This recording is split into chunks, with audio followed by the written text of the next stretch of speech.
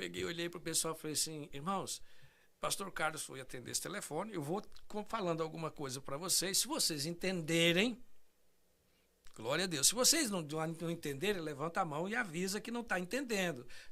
Eu fiz assim, ó, põe a mão no ouvido assim e diga para mim, só de eu ver isso aqui eu já vou saber que vocês não estão entendendo, ok? Aí alguém falou assim, pero usted está hablando em espanhol, pastor? Glória a Deus. Eu falei, não, eu não sei falar espanhol, e já estava falando em espanhol. Meu Deus. E simplesmente as palavras Foi o saíram. batismo do Espírito Santo, Assim, batismo em línguas estrangeiras. Desse jeito. Foi assim. Glória a Deus. Nunca mais eu precisei de estudar absolutamente nada. Pela misericórdia de Deus, daí fomos para Monteria. Já cheguei falando em espanhol, pregando em espanhol. Com uma semana que eu estava lá, eu cheguei no dia 12 de setembro. No mesmo dia, na quinta-feira, já preguei em espanhol. Glória a Deus. E a igreja, os irmãos, esse camarada nos enganaram. Disseram que ele não sabia falar, mas já chegou pregando em espanhol.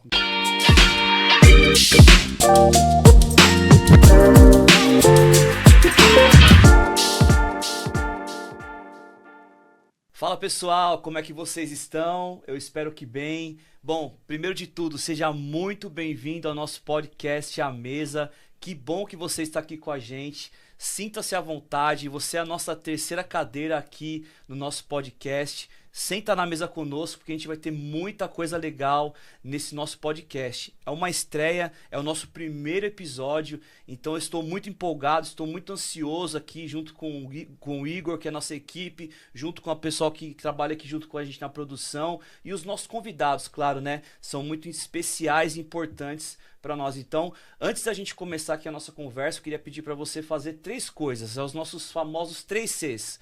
Curte aí nosso vídeo para que a plataforma divulgue para outras pessoas, para que ele tenha mais relevância. Opa, desculpa aí.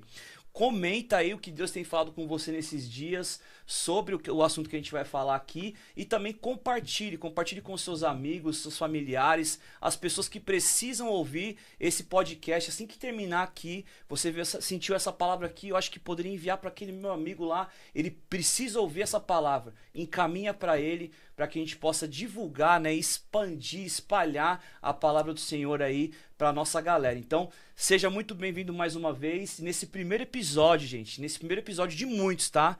Primeiro episódio de muitos, eu tenho a honra, né, a graça de estar aqui comigo hoje, um dos meus pastores aqui da Shalom Church em Atlanta, o nosso pastor Eliseu Moreira, pastorzão, obrigado. Tamo juntos. Pela presença. Muito obrigado. Estávamos super ansiosos por esse dia, né, pastor? É verdade. A ansiedade estava tomando conta do nosso coração. E ainda foi algo que, assim, né, o senhor falou pra mim, né, vindo pra cá, falou, hoje é meu primeiro podcast, né, eu falei, pastor, e é o nosso primeiro episódio, né, então, creio que Deus está nesse negócio, né, então, obrigado por ter aceito esse nosso convite, por estar aqui com a gente tem muita coisa pra conversar, né, muita coisa pra falar, estávamos conversando aqui antes de começar a gravação, então, obrigado, pastor, por ter vindo aqui, viu? A alegria toda minha, eu tenho mesmo que agradecer a você, Thiago, ao Igor e a todo o pessoal da produção por esse carinho, né? E nos convidar a estar aqui num momento tão marcante, porque afinal de contas o pontapé inicial pode existir milhares, e acredito que haverá milhares de podcasts, mas esse é o primeiro e eu louvo a Deus por fazer aqui a pedra fundamental junto com vocês. Glória a Deus, a pedra fundamental. Glória a Deus. Que bom, pastor. Obrigado mais uma vez por estar aqui com a gente. Que nosso podcast A Mesa, né? Eu acho que não tem nada mais legal, mais interessante, mais profundo, né? Quando a gente fala de questões com Deus. É muito legal quando você pode sentar à mesa com pessoas de Deus também e falar sobre a palavra do Senhor, né? Eu acho que isso é uma coisa muito, muito legal, que traz crescimento espiritual, traz aí um ânimo, né? Um renovo para a nossa vida, para a nossa caminhada cristã, né? Mas eu queria ouvir aqui do Senhor, quem é o pastor Eliseu? Da onde ele veio? Quanto tempo está aqui na América? Por que América? Vamos falar um pouquinho da sua história. O pastor Eliseu tem uma história muito linda sobre missões, né? Ele com a pastora Edna, seus filhos também durante essa jornada toda aí. Então a gente vai contar um pouquinho da história do pastor Eliseu hoje. Tá? A gente vai ter muitos podcasts para gravar ainda, mas queria saber, pastor, Quem é o pastor Eliseu? Da onde ele veio? Para onde ele vai? O que o senhor tem falado com você nesses dias? Vamos destrinchar esse bate-papo aí. Bom, Tiago, em primeiro lugar, né, quero também parabenizar aqui pelo espaço. Está muito bonito, muito aconchegante. O tema desse podcast é fantástico, a mesa. Esse ambiente é um ambiente de intimidade, um ambiente de reciprocidade, né? De poder estar perto, de compartilhar histórias. E achei lindo quando você disse para os nossos ouvintes que eles são a terceira cadeira aqui. Na verdade, são milhares de cadeiras que vão estar à nossa volta. Amém. Isso é lindo porque vamos estar próximo de toda essa gente. E me sinto honrado de poder compartilhar um pouquinho da nossa história, da nossa trajetória. Na verdade, o pastor Eliseu é filho de pastor, né? Sou filho do saudoso pastor Manuel Batista Moreira. Ainda tenho a minha mamãe, Expedita Maria Moreira. E visitando sempre os irmãos e estando em contato com a congregação, o pastor entendeu que seria interessante ele ficar fazendo cultos durante as semanas até que ele chegasse. E assim surgiu a nossa família, né? Logo, meu pai conheceu a minha mãe. Ela era corista, cantava no coral. E numa dessas transferências dele de um lugar para outro, ele passou na cidade de Ituiutaba. E quando ele passou por ali, ele viu a minha mãe cantando no coral. Se apaixonaram, casaram-se, né? Foi uma bênção. Que ano foi isso aí, pastor, mais ou menos? O ano do casamento deles, eu não posso te dizer, não tem essa data aqui especificamente, né? Da data do casamento deles. Mas uma coisa, eu sei que eles se casaram e logo ele foi dirigir uma pequena congregação e todos os meus irmãos, eu sou o terceiro, né? Tem a minha irmã maior, Raquel, esposa de pastor. A outra irmã, ela não é esposa de pastor, mas a filha dela é esposa de pastor, que são Glória pastores na Bélgica, pastores lá em Bruxelas. E aí vem eu, depois vem o meu irmão, que vive aqui em Atlanta, o Eliel, e é diácono da igreja. E, por último, vem a minha irmã Eliette. A Elisamara faleceu e nesse intervalo, depois vem a Eliette. E da onde vocês vêm, pastor? Que cidade que é lá do Brasil? Eu sou nascido junto com o Eliel, nós dois somos da cidade de Gurinhatã. Gurinhatã, no Pontal do Triângulo Mineiro, na divisinha com o estado de Goiás. Eita, quase ali no meio, né? Quase. Cheguei na terra do Piqui, né? Na terra abençoada. Então, assim, minhas irmãs foram nascidas em Santa Vitória, porque meu pai pastoreava em Santa Vitória, e eu e meu irmão somos nascidos em Gurinhatã, uma pequena cidade, e aí o Senhor me enxergou ali e dali me tirou para tantos outros lugares pela sua infinita misericórdia, né? Mais tarde, final dos anos 90, 80, dos anos 80, eu cheguei em Uberlândia, Minas Gerais, e nessa ocasião eu conheci a minha esposa aí, e no ano de 90, no dia 30 de junho de 90, nós nos casamos e estamos firmes até hoje, para a glória do nome do Senhor nosso Deus. Glória né? a Deus. Então eu sou uma pessoa do interior, num lugarzinho bem pequeno, mas a palavra do Senhor diz que não podemos desprezar o dia das coisas pequenas. E como que foi pro senhor o seu chamado, pastor? Foi igual Eliseu, literalmente, não? Que mosca carroças e... Foi bem isso. Na verdade, eu morava em Araguari, onde meu pai foi pastor vice-presidente aí. Meu pai teve a oportunidade de pastorear em algumas cidades do interior de Minas Gerais. Foi pastor-presidente em Iturama, foi pastor em Cascalho Rico, em Estrela do Sul, em várias outras cidades. E depois ele veio a estar em Araguari com saudoso pastor Newton de Mello. E nesse período nós morávamos aí e eu vim para Uberlândia a convite para tocar num grupo musical, né? Grupo Getsemane. Nessa época eu tocava bateria e a minha esposa, então, ela era vocalista. E aí nós nos conhecemos aí. E o mais interessante, Tiago, é que nesse período ela era secretária de missões. Ela, junto com a jovem Eridan, ela foi as primeiras secretárias do Departamento de Missão da Assembleia de Deus em Uberlândia. Uau! E aí, aos sábados, eu não trabalhava e eu ia para a igreja ajudar ali o pastor José Braga da Silva em algumas obras que estavam acontecendo.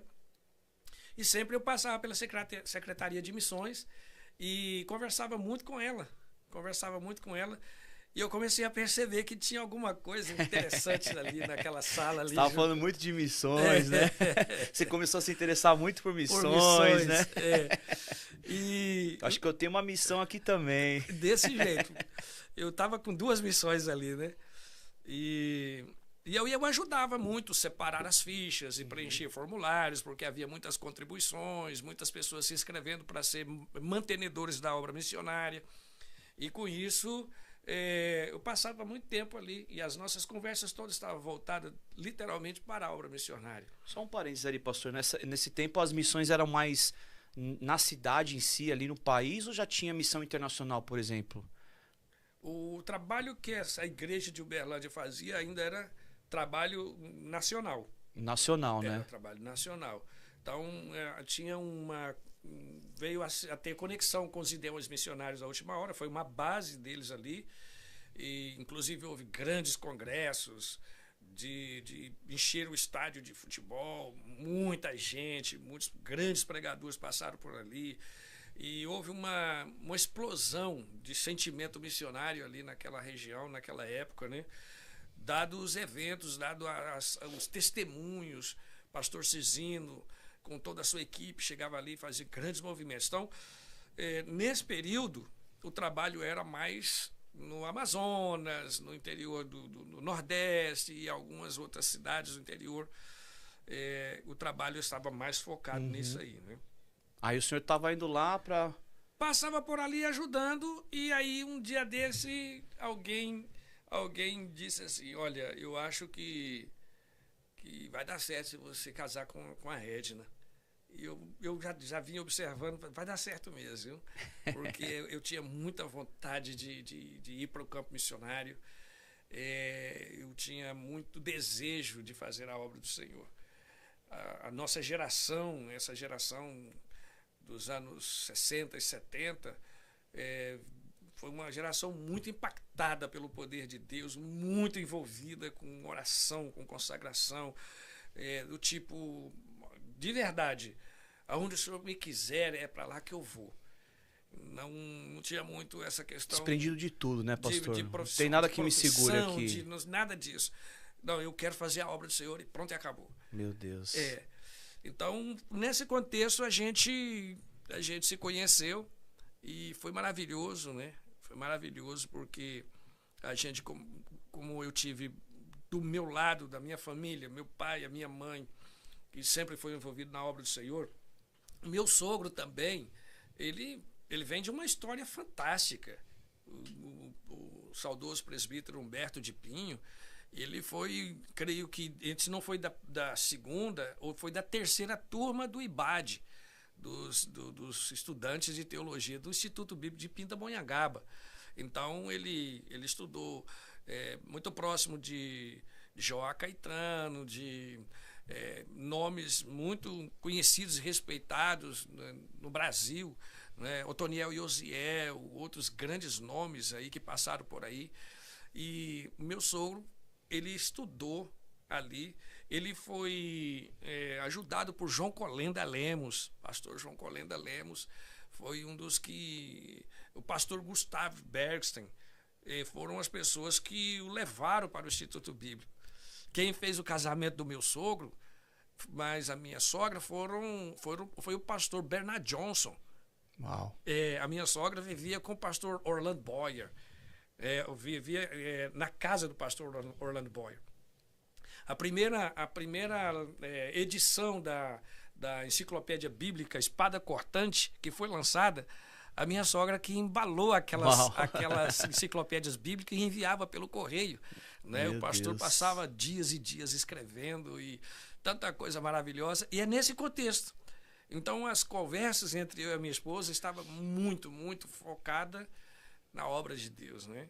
E o senhor já era pastor ali? Já foi levantado a pastor? Como que foi essa transição quando o senhor foi levantado a pastor?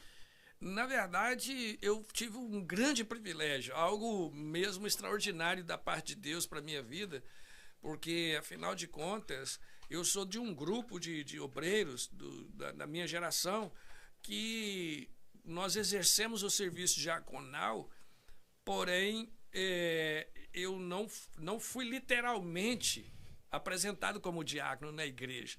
Eu era cooperador, mas na minha função de cooperador eu já viajava muito com os meus pastores e estava sempre em eventos e já estava sempre em congressos, eu dirigia muito para eles. E em muitas ocasiões eu tive a oportunidade de receber carta de evangelista autorizado. Meu Deus! Para ir pregar em alguns lugares, representando muitas vezes meus pastores, não é? Os pastores que eu convivia, pastor Guerino Dames e outros tantos, tive esse privilégio. Dirigi muito com o pastor Álvaro e pastor José Braga da Silva. E ao fim de tudo isso, eu fui apresentado de cooperador ao presbitério, de uma vez. No dia da minha consagração, que foi dia 29 de dezembro de 1993, foram apresentados 80 presbíteros e 202 diáconos de uma só vez. Uau. Foi uma festa gigantesca, maravilhosa, né? E nesse dia eu fui apresentado ao presbitério. Eu cheguei ao ministério pastoral no dia 20 de janeiro de 2000. Dia 20 de janeiro de 2000 fui apresentado ao pastorado. Fez 25 anos então esse ano, né? De pastor. Glória a Deus. E aí o que acontece? Só que eu fui, logo que eu fui apresentado ao pastorado, eu já fui também enviado para... Antes eu já estava servindo como missionário, como presbítero, já tínhamos servido no norte de Minas, na cidade de Montes Claros. Houve um tempo maravilhoso, crescimento ali, de amadurecimento. Minha mente foi trabalhada, meu coração foi trabalhado, algumas coisas que precisavam ser ajustadas. Então, nesse espaço de tempo ali, eu cresci muito ali, junto com a minha esposa, meus 2 filhos, o Esdras, que está em memória, né? Já partiu, e o Eliezer. E logo depois dali nós fomos para o estado de Rondônia, servimos na fronteira com a Bolívia. Essas idas foi justamente para servir ao Senhor. Todas já enviadas como missionários. Entendi. Já enviados como que era, pastor, assim, a visão da igreja que o senhor era? Provavelmente, com certeza, uma igreja muito missionária, né? Mas quando existia essas ações de levantar pessoas, igual de ungir obreiros, ungir presbíteros ou pastores, a ideia era ungí-los e já enviá-los para o campo missionário ou para outros lugares? Ou como que era isso naquele tempo?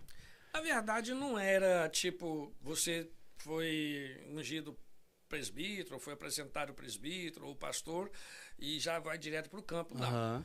Porém, algumas pessoas, era muito latente isso, né?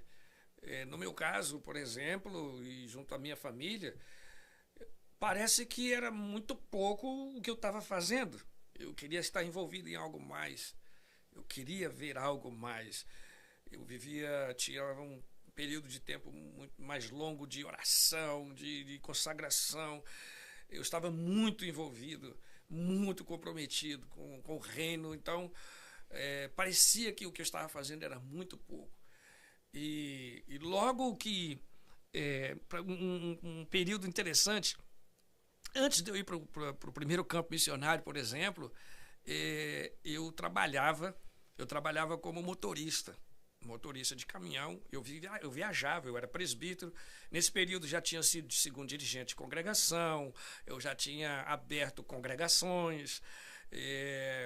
Por exemplo, eu já tinha, nesse período de tempo, eu era professor de escola bíblica dominical, já tinha sido superintendente de escola bíblica dominical, segundo secretário, regente de coral, líder de jovem, todos esses cargos, secretariado. Eu só não tinha trabalhado em tesouraria da igreja até então. Mas já tinha tido experiências com muitas áreas, né? Em todas essas outras áreas da igreja, evangelismo. Fizemos evangelismo do bairro Martins, que eu era da Rua México, até a Geraldo Mota Batista. Uma das extensões mais grandes que existe na cidade de Uberlândia. E eu e o nosso querido irmão Neri, a gente fazia evangelismo rua por rua, casa por casa. Foram meses e meses andando rua por rua, entregando literatura, convidando pessoas para aceitar Jesus. E parecia que era pouco. Entende? Meu Deus.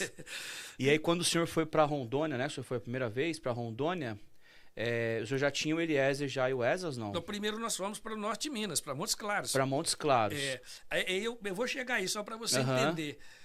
Eu estava fazendo uma viagem para a cidade de Gurupi. Não estava fazendo uma viagem no estado de Tocantins, mas eu estava especificamente na cidade de Gurupi. E eu cheguei na igreja. Eu levava sempre a minha carta de recomendação, porque o obreiro, ele não podia chegar em nenhum lugar sem uma carta de recomendação. E ele não podia voltar para trás sem a assinatura e o carimbo de uma igreja. Ele veio aqui, né? Ele esteve aqui, ele estava cultuando de verdade. Meu Deus, como mudou, né? Bastante. Aí eu cheguei em Gurupi, deixei o caminhão num posto de gasolina e procurei. Eu já tinha identificado onde era a igreja durante o dia, eu estava trabalhando ali. E lugar, inclusive, que meu pai havia pregado em convenção em outros anos atrás, anteriores. E aí eu chego lá e apresento a minha carta. Era sábado, era um dia de culto de adolescentes. E aí me levaram lá para frente, porque eles tinham essa tradição de honrar os obreiros que estavam visitando. Me colocaram lá na frente e a dirigente do culto disse assim para mim, olha, nós não vamos poder lhe dar uma oportunidade assim, com mais tempo hoje, porque já estava com a programação toda organizada, mas o senhor faz uma oração por nós e tal. Amém. E eu ganhei a oportunidade. Quando eu terminei a oração, eu percebi que tinha uma pessoa diferente assim do meu lado. A pessoa não fez... chamou atenção assim, colocou a mão no meu ombro e disse assim, eu tenho uma palavra de Deus para você. E eu, com o olho fechado, assim estava, eu falei, amém. E eu sempre digo isso, eu disse, se é de Deus, glória a Deus. Aí ele disse assim, Deus não te quer mais atrás do volante de um caminhão. Meu Deus. Aí eu, ok. Quando terminou o culto, eu passei a noite toda orando dentro do baú do caminhão, orando a noite toda. Senhor, o que o Senhor quer que eu faça? Para onde o Senhor quer que eu vá? Senhor, o Senhor conhece a minha história, o Senhor sabe o que é melhor para mim. E amanheceu o dia, eu liguei para o encarregado, o irmão João. O meu encarregado era cristão também, o irmão João. E eu liguei para ele e falei, olha, busca outra pessoa para ficar no meu lugar porque eu estou saindo. No outro dia, no domingo. Meu Deus. O que aconteceu aí na viagem? Não aconteceu nada. Deus falou comigo e já era. E assim eu decidi. Aconteceu assim, você não está preparado muito para essa conversa, mas depois eu te explico com detalhes, Desse né? jeito. Não dava para pensar, porque na obra de Deus é assim, se você ficar pensando, você vai achar problemas. Sim. Vai achar dificuldades, limitações e tantas coisas. A obra de Deus é obra de fé. É claro que você tem que fazer as coisas com os pés no chão. Mas você, para servir ao Senhor, a maior parte do tempo, você vai ter que tirar os pés do chão. Sim. E confiar no Senhor. Então eu fiz isso. E aí eu cheguei, falei para minha esposa, olha, você entende o que são as coisas espirituais. Eu não continuo na empresa, já pedi as contas e Deus falou comigo e eu não sei nem o que eu vou fazer. E aí o que aconteceu? Eu vim para a igreja, vim para o Templo Central E comecei a dar suporte ali, atender e ficar ali ajudando. Tinha os irmãos que estavam reformando a bancada da igreja, eu ia para lá e ajudava os irmãos a lixar aqueles bancos todos. Mas na minha oração, eu tinha falado para Deus, Senhor, eu quero trabalhar no rádio. Quero trabalhar no rádio. E encurtando toda a história, porque muitos detalhes, bom, eu queria contar isso porque é muito interessante isso que aconteceu, né? Eu cheguei e fui participar de um programa de rádio, que tinha programa das 10h30 da noite à meia-noite, que era o programa Jesus Companheiro. 1h30 de programa. Que era realizado pelo pastor vice-presidente. E passava na cidade, a rádio era passava na cidade e passava na cidade. Globo Cultura, para o Brasil todo. Ele se conectava também com o sistema Globo de rádio. Então, era na emissora AM, 1020. Então, isso rodava pelo Brasil todo. Então, dado um momento, eu falei, eu quero ir lá. Chego lá, nesse dia, o pastor Eurípides não pôde estar no programa. E o técnico de som... Bem no dia que você foi. Exato, e o técnico de som, pastor Luizmar Nogueira, que então era presbítero também, estava fazendo a técnica e só soltando música. Aí ele liga para o pastor Eurípides e falou assim, tem um presbítero aqui, o genro do irmão Pinho, você não quer deixar ele dar uma palavra aqui? A gente coloca as vinhetas falando o momento da palavra. Não, excelente. E aí me deram a oportunidade. Quando eu terminei, o pastor Eurípides me liga de lá e falou, gostei da palavra, achei muito interessante.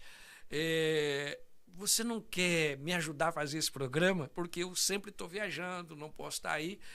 Resumindo a história, trabalhei 1 ano e 7 meses fazendo programa de rádio. Uau. Já virei diretor de estúdio, já vim trabalhar nas produções, nas gravações de vinhetas comerciais, todas essas coisas. E aí, mas um dia desse aí, fazendo técnica de som e todo da igreja, Deus traz um pastor chamado Henry Svensson, um sueco, que é missionário até hoje em Madrid. Ele pregando lá, quando ele estava pregando, eu fui fazer um serviço lá e ele olhou para mim e disse assim, Deus não te quer aqui. Já não era mais atrás do caminhão, Deus não te quer atrás do microfone. Exatamente. E isso foi tão rápido, porque daí a pouco eu já estava me preparando para ir para o campo missionário. Com a minha esposa, fomos para Montes Claros, ficamos ali 2 anos auxiliando o pastor Paulo Luiz Leocádio. E foi um tempo maravilhoso de crescimento, de amadurecimento. E aí, no finalzinho dos dias que eu estava aí, fui pregar em Ilhéus, na Bahia, e aí eu recebi uma mensagem de Deus em Ilhéus. Eu estava pregando na igreja do pastor Rui, e aí eu estava preparando para ministrar, alguém veio e disse assim, por esses dias você vai receber um convite, aceite porque eu estou nesse negócio. E foi tão rápido, isso foi dia 3. Quando foi dia 7, eu recebi uma ligação do secretário de missões e ele me disse assim, e aí, meu jovem, tudo bem? Tudo bem. Você está preparado para fazer uma mudança? Eu disse, estou preparado. Não, porque nós estamos querendo fazer um trabalho lá na fronteira com a Bolívia, lá, e nós queríamos saber se você está disposto. Eu falei, eu estou disposto. Uau.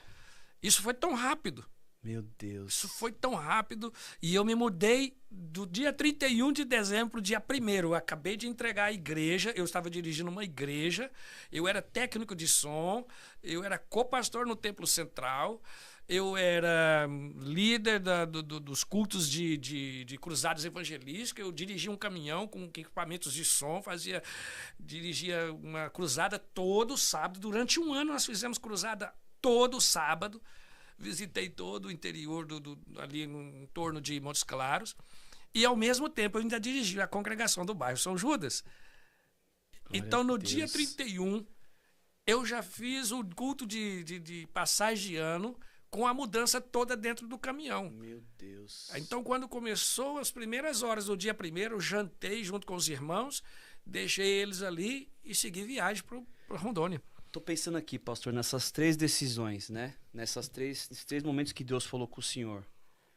o senhor estava ali, teve uma oportunidade de fazer uma oração. Pode ser que em algum momento no seu coração, no seu pensamento, você, nossa, tive uma oportunidade de fazer uma oração, pode ser uma alavancagem do meu ministério, né? E aí vem alguém e fala, Deus não te quer mais atrás de um volante de caminhão. No segundo momento, o senhor estava ali a todo vapor, né? Numa rádio ali, até ajudando na igreja, na área de áudio. E aí vem um profeta e o senhor fala, olha, vai chegar, tá chegando o seu tempo aqui, vai mudar. E aí depois vem de novo a palavra do Senhor e fala assim, olha, nesses dias você vai receber um convite. Como que discernir essa voz, pastor? Porque, tudo bem, nessa terceira vez, aconteceu o convite, o Senhor viu já, poxa, foi o que, né, o que eu recebi lá do Senhor e agora está se concretizando, beleza. Mas nessas outras duas situações, como discernir que, pô, realmente o Senhor está falando comigo nessa situação? Eu tenho uma convicção. Quando você está envolvido em algo, eu ouvi um pastor dizer, creio que foi o Dante Gebel, ele dizia o seguinte, quando você está lutando com leões, você não se preocupa com ratos. Então, ou seja, quando você está no centro de uma grande batalha, você não dá atenção para as coisas menores. E Jeremias, ele disse, estou fazendo uma grande obra. Então, mas eram políticos importantes que estavam vindo para conversar com ele. Ele falou, não, mas a obra que eu estou fazendo é muito importante, é mais do que esse negócio aí.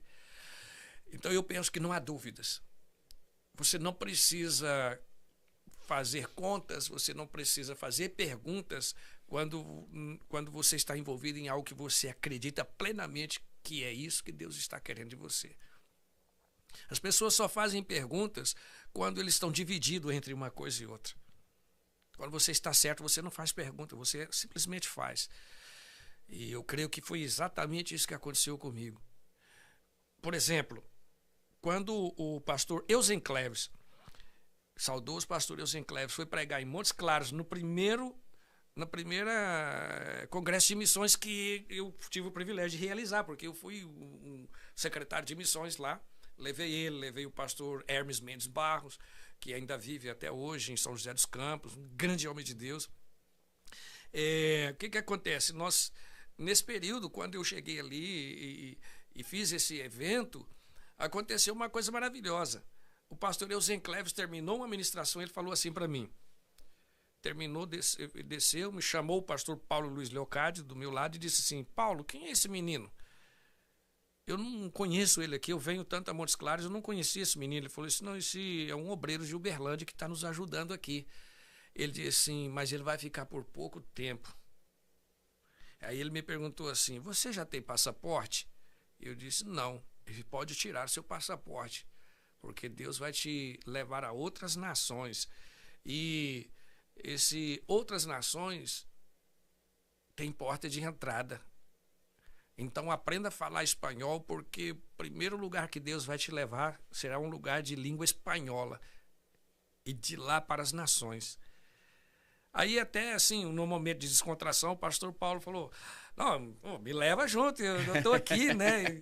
Não fui em nenhum lugar fora do Brasil. Não sobrou nada para mim aí, não.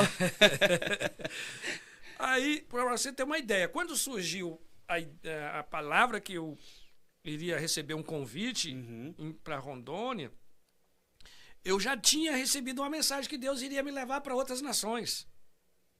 Então, eu estava tão certo de que eu estava trilhando o caminho que Deus estava me conduzindo, que eu não tinha preocupações com relação a isso. É bem verdade que o obreiro precisa tomar cuidados e precauções com uma série de coisas que ao longo da sua trajetória pode ser que vai fazer falta lá na frente. Mas em quesito de ouvir a voz de Deus e entender que é Deus que está falando, eu não tinha dúvidas. E aí nós fomos para Rondônia. Eu pensava que eu ia trabalhar dentro da Bolívia.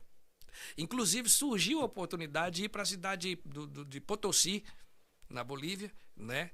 E eu cheguei a fazer incursões para dentro da Bolívia muitas vezes. Nós estávamos a 12 quilômetros apenas da Bolívia.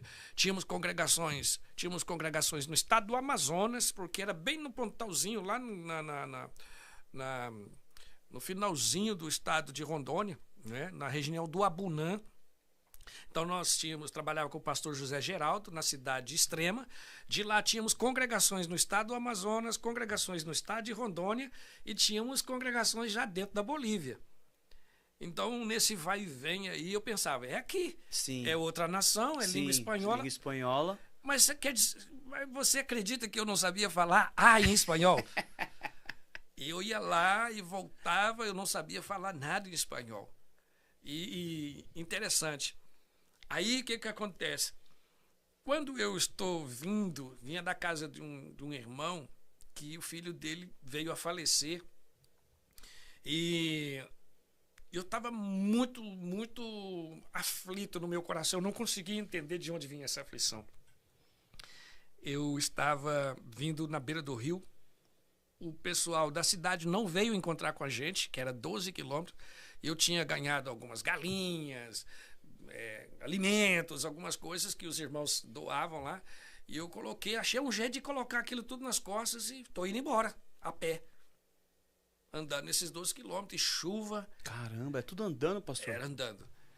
E aí em Rondônia mesmo, fizemos evangelismo de evangelizar cada uma das linhas daquela ali, nós levamos 3 meses evangelizando. Fizemos, andando cada linha daquela, visitando morador por morador, do começo ao fim, um por um. Reuni 6 jovens e nós passávamos visitando um por um. A gente ia com uma foice, ia com um facão, claro que a gente levava um rifle, porque é um lugar de animais, né? Tem muita onça e tudo. Meu perigos. Deus, que ano que era isso aí, pastor? Isso aí foi 98, 99, Nossa. não, 99, de 99 a 2000. Aí... Destrinchando a Amazônia para salvar almas. Exatamente, foi aí. Aí o que acontece? Qual era a estratégia? A gente pegava essas ferramentas que a gente tinha, chegava no morador, o camarada está trabalhando lá no campo, era bem rústico. Sim. E aí a gente falava, olha, a gente queria orar com você, compartilhar da palavra. E falava, mas agora eu estou trabalhando. Eu falei, não. Eu estava com 6 pessoas, éramos 6 ao todo. Nós queremos trocar meia hora de serviço com você. Por meia hora do seu tempo. Olha a estratégia. Então o que acontece? Meia hora de 6 pessoas, quanto tempo dá? 3 horas. 3 horas. Então, essa meia hora se transformava em 3 horas. Então, eu com 6 pessoas trabalhávamos. Depois a gente tirava o tempo para poder falar de Jesus, orar por aquelas pessoas. A pessoa estava tão agradecida que nos recebia em casa, nos dava pouso, nos dava alimento. E muitos dormiam do lado de fora na varanda, porque não tinha lugar nas casas, nas redes e tudo mais. Assim foi. Então, nesse dia que eu estou vindo da Bolívia, eu vim orando. E falar, Senhor, eu não sei por que eu estou com essa agonia, essa tristeza, essa angústia no meu coração. Não é angústia por problema, não é tristeza por alguma situação. Sem motivo. É, aquele aperto no coração. Eu falei, se eu estou no lugar que o Senhor não me quer, fala comigo. Se eu estou fazendo alguma coisa que o Senhor não agrada, fala comigo. Isso foi quarta-feira. Na quinta-feira, o irmão chega com essa criança que havia falecido para que nós pudéssemos atender e ajudar ele a providenciar um sepultamento, porque ele era um irmão boliviano e a criança tinha vindo para o Brasil. Então, minha irmã Raquel ajudou a cuidar dessa criança, lavamos essa criança, demos banho nessa criança, colocamos sobre a mesa da igreja, porque Extrema era município de Porto Velho, e Porto Velho está a 350 quilômetros de Extrema. Então, até que veio a autorização para essa criança ser sepultada, não tinha nem caixão. Meu Deus. Então a gente colocou enrolada num paninho lá em cima da mesa e ficamos lá. Quando foi na sexta-feira de manhã, depois de uma noite toda de vigília em torno daquela situação, eu recebi uma ligação telefônica. Eu orei na quarta. Na sexta-feira, 10 horas da manhã, o secretário de missões me liga. E aí, brother, tudo bem? Tudo bem. Preparado para ir para a Colômbia? Eu falei, Como Deixa eu assim? aprender a falar oi, pelo menos em espanhol. Assim.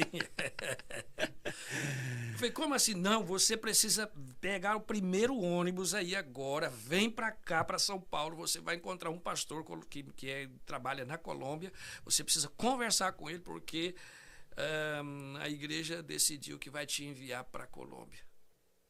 E o senhor com o Eliezer, E com o Esdras... o Esdras e com a pastora. Exatamente. E eles sempre nessa jornada aí, pastor, sempre entenderam, assim, principalmente a pastora, né? Sempre o senhor falou, não, Deus falou comigo. E ela, não, tá bom, então vamos. Desse jeito. Eu sou feliz de ter a esposa que eu tenho. Edna, como eu te falei, vem de uma família muito estruturada espiritualmente.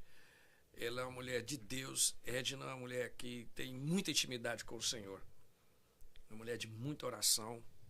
Eu não falo isso para a glória dela, é para a glória de Deus, porque ela tem um coração tomado pela palavra de Deus, ela ama as coisas de Deus profundamente. Ela trocaria qualquer coisa por servir ao Senhor, seguramente, estou seguro disso. Então, a mulher que sempre me apoiou nas suas orações, ela abriu mão de muita coisa, de muitas realizações, que se fosse olhar do ponto de vista apenas humano, ela decidiria, se fosse outra pessoa, decidiria, olha, então você vai servir ao seu Deus para lá. Sim. E eu vou cuidar das minhas coisas para cá. Mas ao contrário, ela sempre me apoiou. Sim. Edna foi uma das primeiras formandas de curso de teologia. Ela é bacharel em teologia, formada pelo ETAD, que era também uma extensão de um ministério daqui, dos Estados Unidos, né? Da ETAD, junto com as Assembleias de Deus no Brasil. Então, ela é formada, ela é bacharel em teologia, ela tem cursos na área de bibliotecário e outras coisas assim. Então, ela é pedagoga, ela é formada também. Mas, acima de qualquer coisa, uma serva de Deus muito piedosa que se entrega plenamente às coisas do Senhor. Então, ela sempre orou. Paulo diz que nós carregamos no nosso corpo as marcas. Em Efésios 6:17. Edna, de fato, Gálatas 6:17. Mas Edna, de fato, leva as marcas. Eu penso que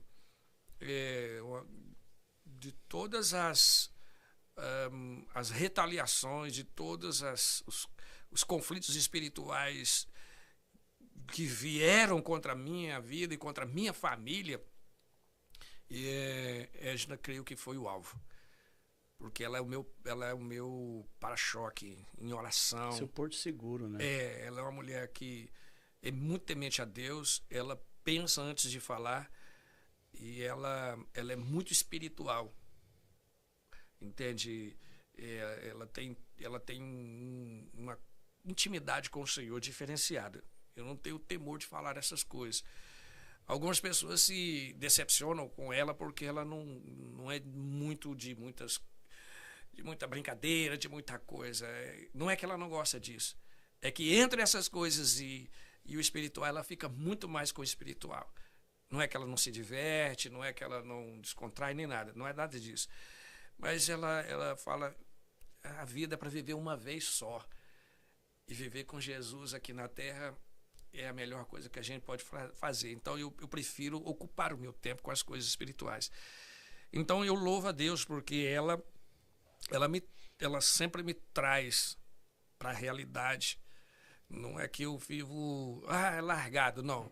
Mas é tão bom porque mesmo quando eu, por algum momento, eu penso ou estou querendo tomar alguma decisão para direções diferentes, ela fala, peraí, vamos conversar. Vamos orar? O que você acha da gente orar para Deus falar com a gente? Então eu louvo a Deus porque isso me ajusta. Então eu sou feliz pela família que eu tenho. Eu não falei no princípio, mas sou casado com Edna, eu sou pai do Esdras, sou pai do Eliezer. E tudo para dizer que o meu filho mais velho, Jesus, levou aos 16 anos de idade. O prazer dos meus filhos foi servir ao Senhor. Eu sou muito agradecido pela família que eu tenho. Meus filhos nunca me envergonharam. Nunca me envergonharam. A gente não tem posses, a gente não tem muita coisa, a gente não tem nada. Mas o pouco que a gente conseguiu fazer foi para servir a Deus e ao reino.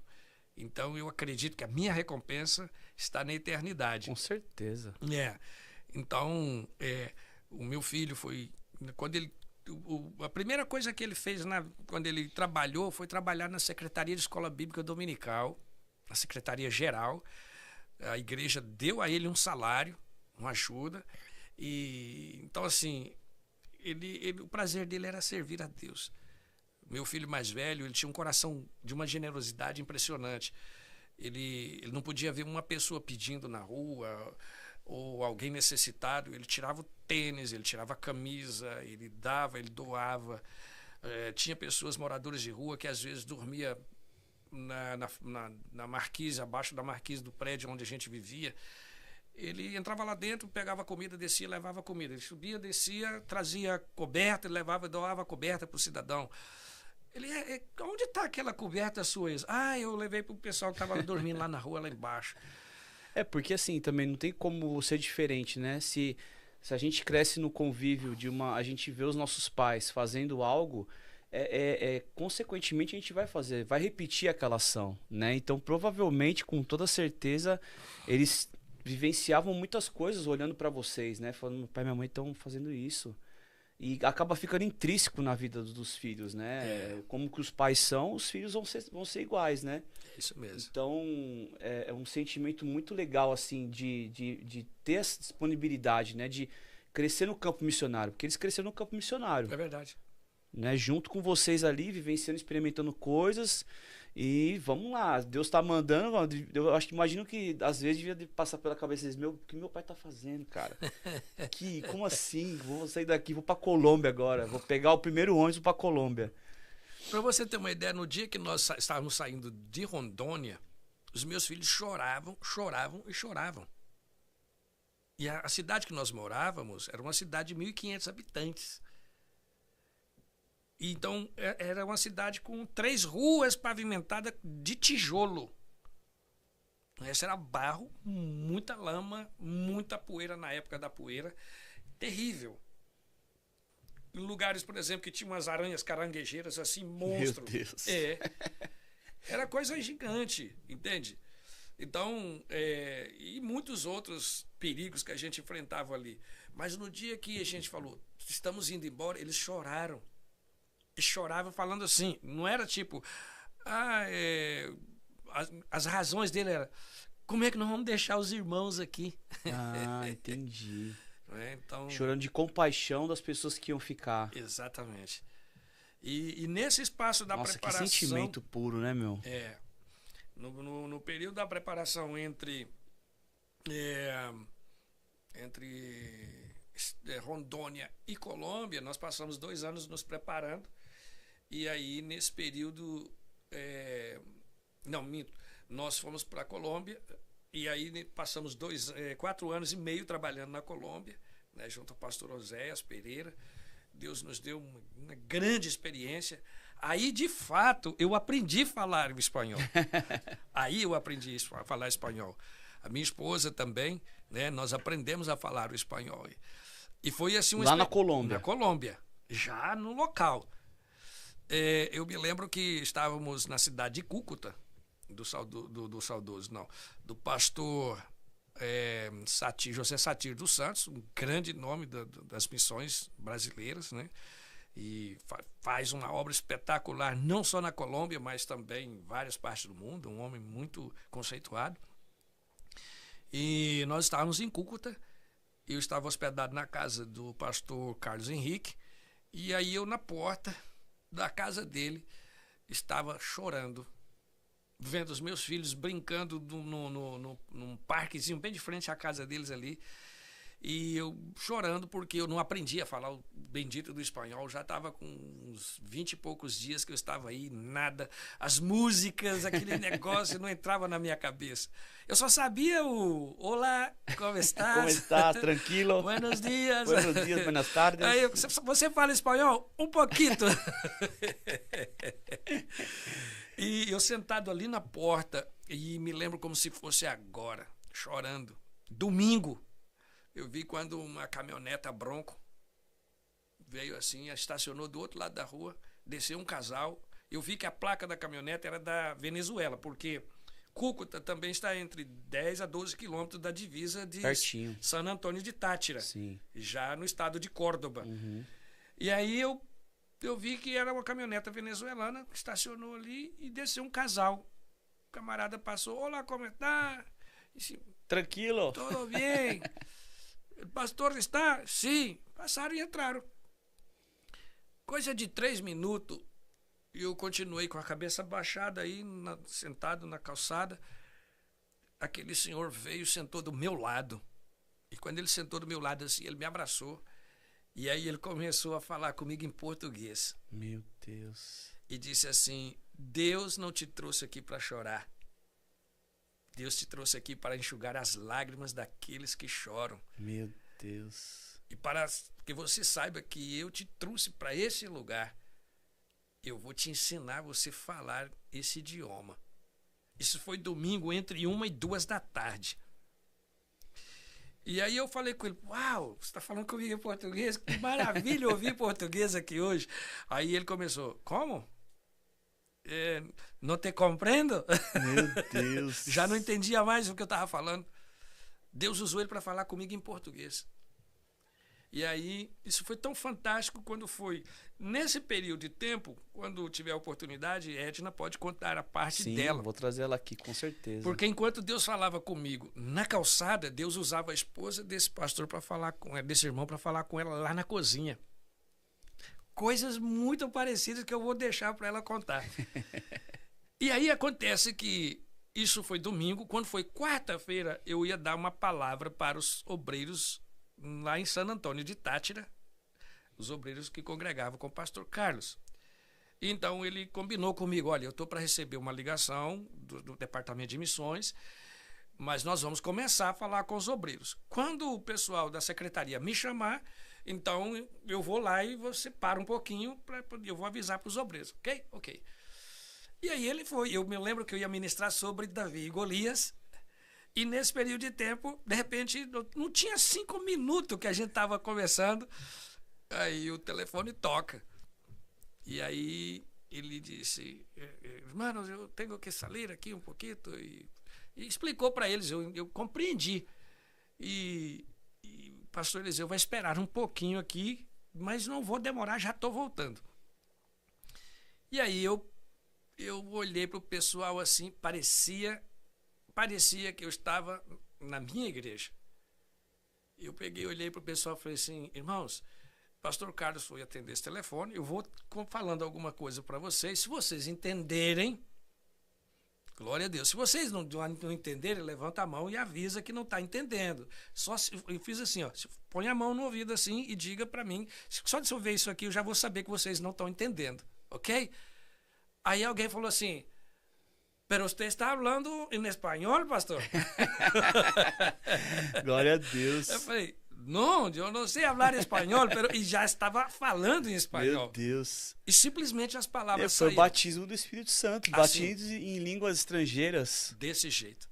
Foi assim. Glória a Deus. Nunca mais eu precisei de estudar absolutamente nada. Pela misericórdia de Deus, daí fomos para Monteria. Já cheguei falando em espanhol, pregando em espanhol. Com uma semana que eu estava lá, eu cheguei no dia 12 de setembro. No mesmo dia, na quinta-feira, já preguei em espanhol. Glória a Deus. E a igreja, os irmãos, esse camarada nos enganaram. Disseram que ele não sabia falar, mas já chegou pregando em espanhol. Glória a Deus. Virei tradutor dos grandes eventos. Tradutor do espanhol para português ali. Traduzi vários pregadores. Que legal. E foi algo assim. Deus fez um negócio maravilhoso que eu estou esperando que ele faça comigo aqui na América também. Vai fazer, pastorzão, em nome de Jesus. Aí o senhor foi pro Equador, não, Colômbia. Pra Colômbia, da Colômbia o senhor foi pra Bolívia? Não, eu fui Rondônia, primeiro, vamos assim a rota, Montes Claros, Rondônia, fronteira com Bolívia, daí eu fui para Colômbia. Eu estava na Colômbia, e aí eu fui traduzir o pastor Hermes Mendes Barros em 30 dias de conferência que ele foi fazer por todo o país de Colômbia. A igreja me autorizou e eu fui acompanhá-lo. Ele tinha várias agendas e grandes eventos, eu fui traduzi-lo. O último evento foi na cidade de Barranquilla, na igreja do pastor... agora me fugiu o nome do pastor. Santiago Barranquilla ou não? Não, é só Barranquilla mesmo. É. Vai falando, pastor, vou só trocar aqui. Uhum. E aí eu fui na igreja do pastor. Quando eu chego na igreja do pastor, nós estávamos pregando numa igreja batista, e aparece um senhor lá, um moço, e ele fala assim: olha, vocês não podem ir almoçar comigo um dia? Gostaria muito de receber vocês na minha casa. E um homem muito distinto, muito bem arrumado. E aí ele, falando assim, eu disse: olha, eu vou traduzir para o pregador, é ele que é o titular aqui, do jeito que ele decidir, está decidido. Eu conversei com o pastor e ele disse: não, nós estamos muito bem hospedados. O pessoal está gastando um dinheiro para nos hospedar aqui, então não faz sentido eu ficar saindo daqui para poder ir para outros lugares, não é? Conversa com o irmão lá, explica para ele. Aí eu falei, tudo bem. Mas nem cheguei a ligar para o irmão. Uhum. Aí, o que acontece? Ele continuou nos seguindo pelas congregações. E aí, numa das igrejas que a gente estava, o pastor olhou na agenda e falou: interessante, nós vamos terminar o nosso compromisso no domingo de manhã. Não temos nada para fazer. Se ainda tem o telefone daquele irmão, de repente a gente poderia almoçar com ele no domingo. Porque já na segunda-feira a gente vai embora. Eu falei: eu vou ligar para ele, se ele atender. Liguei e a total que acabou que nós fomos almoçar com ele. Uhum. Me lembrei o pastor Túlio Riascos. É o pastor da igreja onde a gente foi pregar. Um dos supervisores da Assembleia de Deus colombiana. E aí, o que acontece? Nós terminamos lá o evento e estamos indo para a casa dele. Numa época que estava sequestrando muitos estrangeiros na Colômbia. E nos assustou muito, porque o homem, muito bem vestido, muito bem arrumado, fino, conversava muito polido e tudo. Ele não tinha carro próprio. Estava num táxi. E aí começamos a atravessar a cidade, passamos pelo centro da cidade e estávamos indo para a área da periferia. Seguindo o táxi dele. Não, nós estávamos com ele no táxi. Dentro do táxi com ele. Aí eu sussurrei para o pastor: eu estou um pouco preocupado porque nós estamos deixando a cidade, estamos indo para a periferia. Não conheço nada aqui, é um lugar muito perigoso, né, e tal. Ele falou assim para mim: irmão Eliseu, não se preocupe, ninguém morre fora da hora. Se for a nossa hora, vai ser. Se não for, pode ter certeza que nós vamos almoçar um almoço saboroso hoje. Aí eu fiquei tranquilo, né? E total que nós fomos exatamente para a periferia, um lugar muito pobre. Chegou ao ponto da gente descer do táxi e ainda ter que caminhar umas 3 ou 4 quadras ainda. Resumindo a história, chegamos lá, almoçamos tudo, e quando a gente estava terminando, aquele irmão, ele se chama Fred Pérez, ele falou assim: eu quero fazer uma oração, porque Deus confirmou algo que eu havia feito um desafio com ele. Deus me entregou uma mensagem, e eu falei: Senhor, se é o Senhor mesmo que está falando, eles precisam aceitar um almoço na minha casa. Meu Deus. E agora eu tenho certeza que era o Senhor que estava falando. E aí ele começou a falar e eu fui traduzindo para o pastor. Ele falou: não precisa traduzir não, que essa mensagem é para você. Nossa, e o que era, pastor? Aí ele disse assim para mim, naquele dia, falou: você conte os dias a partir de hoje. Porque antes, isso era dia 2 de outubro de 2005, ele falou: antes do dia, não, conte os dias, daqui 15 dias, a sua Secretaria de Missões vai te ligar e vai te levar de volta para o seu país. Porque Deus vai te levar de volta para o seu país para te honrar diante da sua igreja e dos obreiros do seu ministério. Você vai ficar lá por um período de tempo. E no período de tempo que você estiver lá no Brasil, Deus vai te provar com muitas lágrimas e muita dor.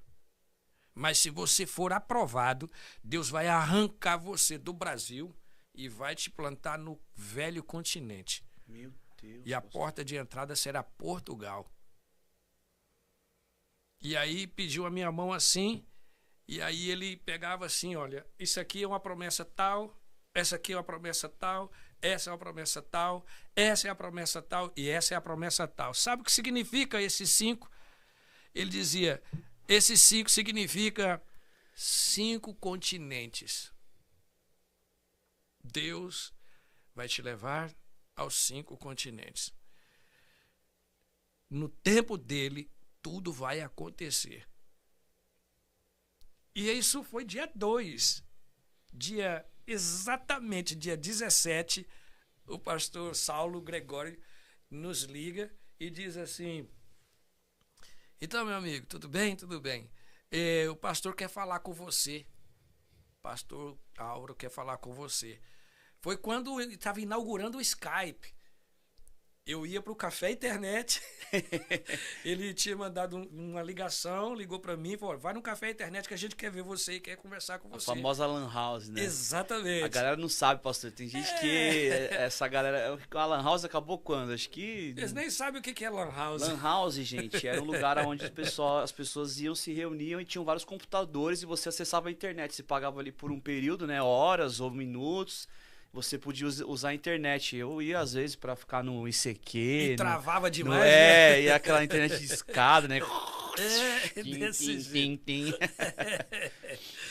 Total que aí eu fui, e quando abri a câmera lá e tudo, eu vi a comissão. Havia a equipe da secretaria, estava toda reunida, alguns pastores. O pastor disse assim, Eliseu, quero ser direto e objetivo. Aí você, eu já sei. Ele falou assim... Deus tem falado alguma coisa com você? Eu falei, pastor, aí eu tenho ouvido a voz do Senhor, tal. Falou assim, então é confirmação de Deus. Meu Deus. Assim, então é confirmação de Deus. Nós queremos abrir um trabalho em Portugal. Estivemos orando. E o único nome que vem ao nosso coração é você. Meu Deus.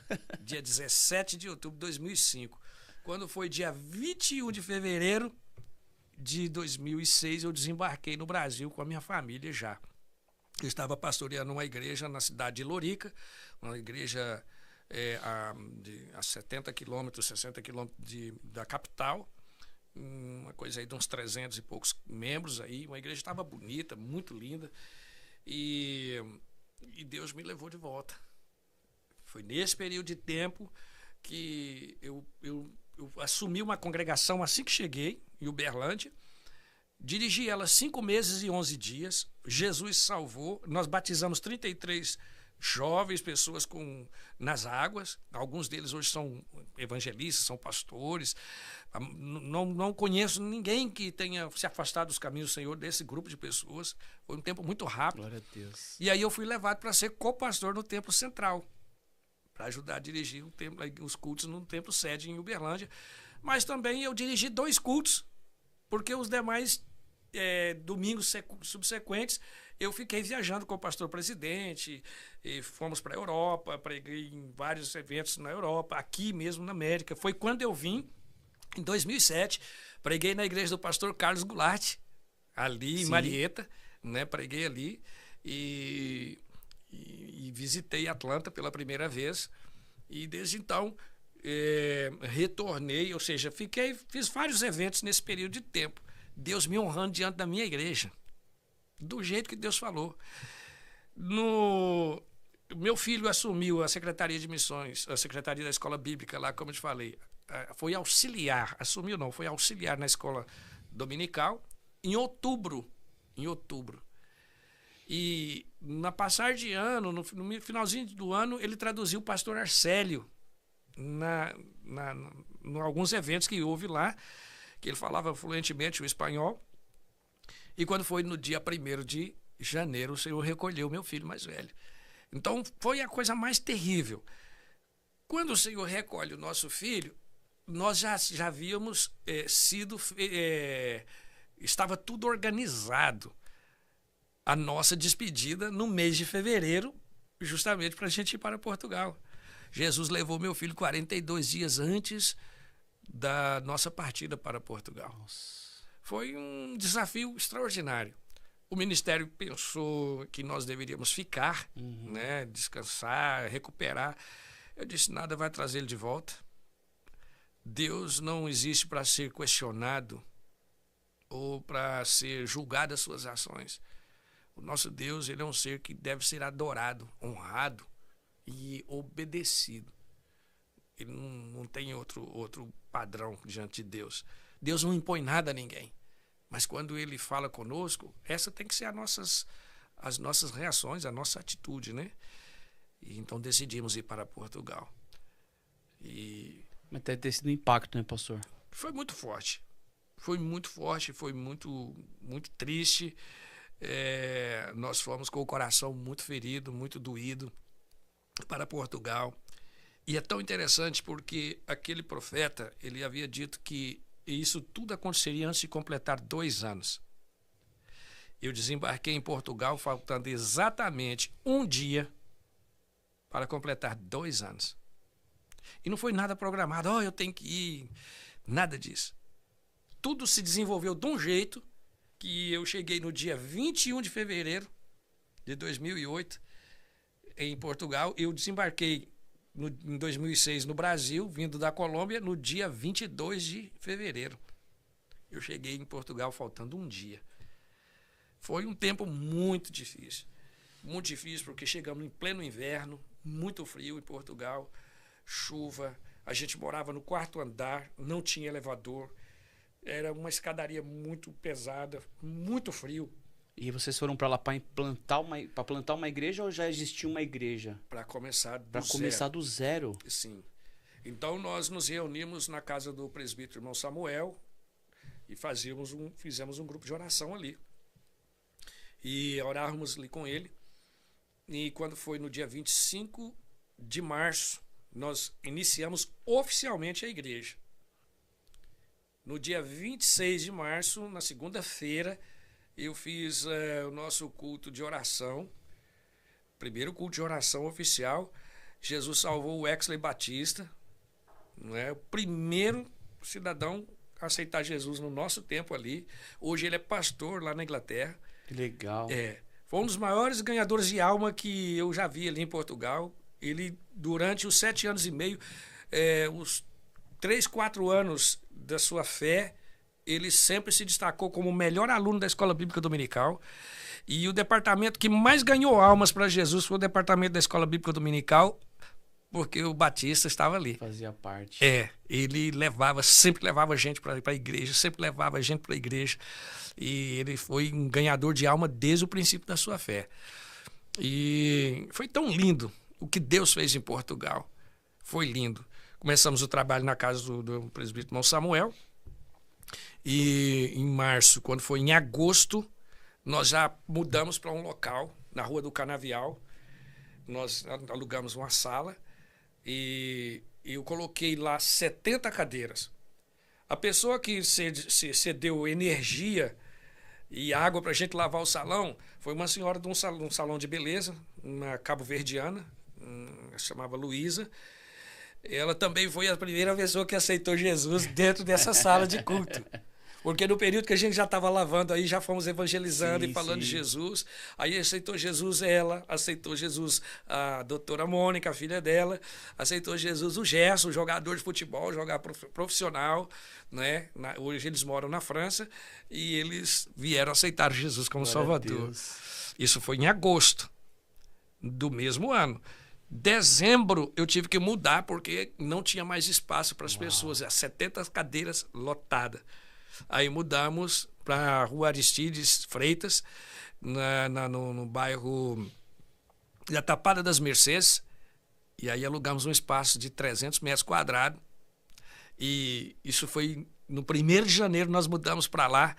E aí, até o final do ano seguinte, eu já tinha que usar o mezanine, a sala de cima, a parte de cima, porque a parte que tinha do plenário já não cabia mais o povo. E Deus fez crescer o trabalho. E nesse espaço de tempo, abrimos várias congregações ali. E foi algo lindo, foi algo precioso que Deus fez ali em Portugal. De lá. 7 anos e meio lá em Portugal. 7 anos e meio. De lá nós fomos transferidos para a Alemanha. Nós fomos para a cidade de Dissen. Nossa, Alemanha. Para a Alemanha. Vamos falar alemão agora. Não falava nem A, nem nada em alemão. Aí foi um aprendizado muito forte. É uma outra realidade, totalmente distinta, totalmente diferente. Fomos para uma cidadezinha pequena, de 10 mil habitantes. Comunidade brasileira também. Comunidade brasileira. E como que é o brasileiro lá na Alemanha, pastor? Na região que a gente estava, existe uma miscigenaria muito grande, porque são 90 nacionalidades numa cidade de 10 mil habitantes. São uma cidade de muitas indústrias, não é? Então tem muitas multinacionais aí. Entendi. Então, gente de várias partes do mundo. Então, essa questão de preconceito, essa coisa de... não existia, não. O que não era aceito era o fato da gente ser pastor. Então, nesse período de tempo, eu e mais a minha esposa, nós ficamos 8 meses morando dentro de um quarto. Era um quarto de um hotelzinho pequenininho, tudo era ali. Então, era o quarto, a sala, a cozinha, tudo num quarto só. E aí tinha o banheiro à parte. Era uma suíte, né? Hoje a gente fala que é uma suíte, né? Mas um estúdio. Um estúdio, uma coisinha pequenininha. Então tinha um sofazinho pequenininho aqui, né? 2 cadeiras para a gente se sentar, um fogãozinho de 2 bocas. Nós passamos 8 meses ali. Qual é a razão? Ninguém alugava uma casa para um pastor. Nossa. Não e lá também, para a Alemanha, vocês também foram para plantar uma igreja ou já tinha uma igreja que vocês foram membrar junto, congregar ou participar? Nós assumimos um trabalho evangelístico que tinha, né, o pastor de Bochum, era a cidade mais próxima lá, que tinha esse grupo de irmãos, eram brasileiros que haviam sido transferidos para lá, mas do grupo mesmo fixo que congregava, eram 4 adultos. E em torno de 4 a 6 crianças também que congregavam ali. Então, nós fomos exatamente para assumir esse local e trabalhar com esse pessoal aí. E foram 4 anos e meio trabalhados aí. Foi um tempo de muita experiência com o Senhor. Tivemos muitos cultos entre eu, a pastora Edna e mais 2 pessoas. Muitos cultos. Assim, cultos de oração, cultos de ensino, com 2 pessoas. Mas nunca falamos assim, nunca foi nenhum culto falar assim, só tem esse aí, vamos embora todo mundo para casa. Não, é culto. Então nós vamos tirar o período de oração, nós vamos ler a palavra do Senhor e vamos estudar a palavra de Deus. Mas nesse período não foram 4 anos e meio, foram 5 anos e meio que eu vivi lá. Formamos 12 obreiros. 12 obreiros. Inclusive um dos que eu formei, eles estão lá até hoje. Estão lá pastoreando. Eles são os pastores da igreja hoje, né? O pastor Edmar e a Maria de Fátima. São obreiros que a gente formou lá. E muitos outros que a gente teve o privilégio de formar, obreiros ali. Então foi um tempo de muita experiência com o Senhor. As pessoas têm assim, uma certa resistência muito grande com relação ao evangelho. Mas vivemos experiências extraordinárias numa igreja dos irmãos alemães, que nos serviu espaço para a gente estar ali, não é? E a gente fazia, durante o ano, 4 cultos juntos. Então, 2 cultos era na direção dos brasileiros e 2 cultos na direção dos alemães. Mas era alternado, um brasileiro, um alemão, assim. Nós fazíamos 4 cultos. A cada 3 meses, né? Um culto. Exatamente. Aqui nos Estados Unidos também tem algumas igrejas aqui que elas cedem o espaço para a comunidade brasileira, né? Ou hispana, as igrejas americanas, para fazerem seus cultos, né? E às vezes tem um culto junto ali, aquele dia que eles se reúnem e tal, mas também tem essa cultura aqui. Né? Muito bom. Pessoal com uma generosidade impressionante. Eles não nos cobravam aluguel. não nos cobrava aluguel do local. Toda a estrutura, muito, muito, muito organizado. Sala para todas as faixas etárias, tinha uma loja de roupas e calçados no subsolo da igreja, grátis. Você podia escolher o que quisesse. Todo mês era renovado aquilo, todo mês era renovado. Eles recebiam ajuda do povo, do governo, então você podia levar e escolher o que quisesse, as estruturas de tecnologia, de tudo à disposição da igreja, não cobravam nada. A gente ajudava com 200 euros, né, mensal para o gás e para iluminação. Então eles serviam a gente de uma forma maravilhosa e a gente aproveitou tudo isso. E todas as vezes que a gente se reunia, eles se encantavam com esse movimento dos assembleianos, do jeito da gente ser mais animado, pentecostal.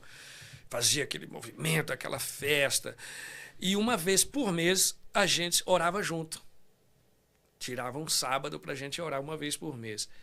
É interessante porque lá no culto deles, eles não faziam barulho. Não expressavam línguas estranhas, assim. Mas nessa oração, uma vez no mês, parecia que eles eram os assembleianos pentecostais. Estamos livres, aqui nós podemos. E se entregavam. Isso era maravilhoso. Então, assim, experiências muito lindas. Como que foi, assim, pastor, essa mudança de ver, né, em Portugal, teve ali a expansão do ministério, né? Várias congregações abrindo, pessoas se rendendo, aumentando, gente chegando, né? Pessoas verdadeiramente se entregando para Cristo. E aí você vai para uma realidade na Alemanha e você acaba vivenciando um pouco mais bem diferente, né? Não foi igual como Portugal. Como que foi isso para vocês, assim, quando vocês viram, poxa, aqui não, né, vai ser um pouco mais complicado, não é? A gente pode ser que a gente tenha achado que vai ser igual Portugal, mas aqui não, aqui é um outro caminho, né? Na verdade, eu escutei um pastor um dia dizer o seguinte: quando a gente está vindo para Portugal, o pastor diz assim: vocês estão indo para um lugar que mata pastores. A única, de verdade, eu não planejei. A resposta que me veio à minha mente de imediato foi: a luz só brilha nas trevas. Aonde abundou o pecado, tem que superabundar a graça. Então, eu não estou pedindo para ir para um lugar de facilidade. Eu estou aceitando o desafio de ir para um lugar onde precisa. Sim. E, então, eu não pensava que Portugal seria daquele jeito. Na verdade, se eu fosse ouvir aquelas palavras, eu iria com um pensamento: Portugal é complicado. E, de fato, é muito complicado trabalhar em Portugal. Várias razões. Em primeiro lugar, porque existe um catolicismo muito acentuado. Sim. Não é?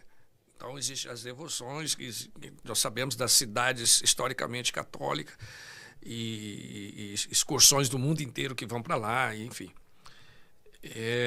Existe também um desapontamento do cidadão português, naturalmente, com a sua igreja tradicional. Eles se defendem dizendo que são, mas, na essência, eles não gostam de praticar, porque eles sentem que eles foram meio que rejeitados, meio colocados de lado pela sua instituição. Pelo menos é a impressão que a gente tem. Sim. Primeiro. Segundo lugar, o estabelecimento de muitas igrejas de imigrantes dentro de Portugal, entre elas um grande número de brasileiros. Eu tive a oportunidade de ser integrante da Aliança Evangélica Portuguesa. Você não entra lá porque você quer, você só entra lá se for indicado. A Igreja Assembleia de Deus Portuguesa, literalmente, apesar de ter vários amigos na Assembleia de Deus brasileira, eles não comungam junto. Então, a comunidade brasileira é bem, bem separada. Eu tenho grandes amigos lá dentro, graças a Deus. E uma das reclamações era exatamente o mau testemunho que muitas pessoas das igrejas brasileiras chegaram lá e deram um mau testemunho. Então, isso gerou uma desconfiança, uma insegurança muito grande, né, em muitas pessoas. Então, esses são alguns problemas, né? Existe o problema também da imigração, porque o cidadão nativo não é muito querido assim com o brasileiro. Existem muitos Com o problemas. brasileiro em si ou com qualquer outro tipo de nacionalidade? Com o brasileiro se destaca porque o número de brasileiros em Portugal é gigantesco. Se você for colocar exatamente na balança, talvez, em proporção de gente que vai de fora, deve ter mais brasileiros do que portugueses lá dentro. Ninguém mandou o Pedro Álvares Cabral ir lá pro Brasil, né? Abriu a porta. Exatamente. Quando eu tenho, na minha família, meu tio, né, já é falecido já. Ele veio de Portugal, né? Os pais dele, então tem uma linhagem portuguesa na minha família, né? Então imagina quantas pessoas que têm descendência portuguesa, né, no Brasil, né? Exatamente. Aí o pessoal fala, não, eu vou pra lá, né? Fala português ainda por cima pra ajudar. E aí o que acontece? Isso tudo gera alguns conflitos lá dentro, né? Então até você ganhar a confiança do português mesmo, isso leva um pouco mais de tempo. Mas é mais comum você ver, por exemplo, alguns portugueses nas igrejas brasileiras, por exemplo, do que você vê um americano aqui nas igrejas sim. brasileiras. Entendi. Eu já estive na Bélgica, dificilmente você vê belgas nas igrejas brasileiras. Então, eu preguei lá muitos anos na Bélgica, tenho grandes amigos, tenho pastores amigos lá. Minha sobrinha é casada com um pastor belga, brasileiro, criado na Bélgica. E você vê um número muito, muito mínimo de pessoas belgas participando de cultos com os brasileiros. Na Inglaterra, pela mesma forma, eu morei também na Inglaterra a trabalho, né? E você não vê. É muito raro. Já em Portugal, você vê muitos portugueses aderindo às igrejas Assembleia de Deus brasileiras. Então, isso também é uma grande conquista, né, para o povo cristão lá. Isso quebra também alguns protocolos, né? Algumas barreiras que às vezes impedem. Então, isso é tão lindo. Você vê que a obra de Deus prospera ali muito rápido. Já com relação à Alemanha, é diferente, porque o alemão é alemão. Ele na região que a gente estava, a gente não via discriminação. Mas o alemão é alemão, você é estrangeiro e acabou. Eu tenho alguns amigos alemães, O comportamento é bem distinto, a amizade é diferente. Eles são muito práticos, técnicos e práticos.